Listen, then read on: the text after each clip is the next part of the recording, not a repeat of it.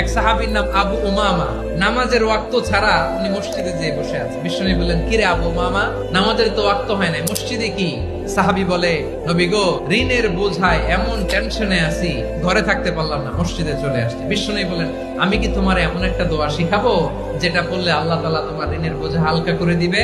আবু উমামা বললেন, ইয়া রাসূলুল্লাহ, অবশ্যই শিখাবেন। বিশ্বনবী বললেন, তাহলে তুমি পড়বা, আল্লাহুম্মা ইন্নী আউযু বিকা মিনাল হাম্মি ওয়াল হাযান ওয়া আউযু বিকা মিনাল জুবনি ওয়াল বুখল ওয়া আউযু বিকা মিন গলাবাতিদ দাইনি ওয়া কাহরির রিজাল। ও আল্লাহ, তোমার কাছ থেকে দুশ্চিন্তা থেকে পানাহ চাই, কৃপণতা, ভীরুতা, অলসতা, কার্পণ্যতা, এই সব কিছু থেকে, মানুষের কঠোরতা, আমার উপর মানুষের আধিপত্য এবং ঋণের বোঝা থেকে পানাহ চাই। এই দোয়াটা যখন বিশ্বনবী শিখাই দিলেন, আবু উমামা বারবার এই দোয়া পড়ে। আবু উমামা বলে, এই দোয়া আমি পড়তে লাগলাম আর পড়তে লাগলাম, কিছুদিন পরে দেখা গেল বিশ্বনবীর শেখানো এই দোয়ার বদৌলতে আল্লাহ তাআলা আমার সব ঋণ পরিশোধের ব্যবস্থা করে দিয়েছেন।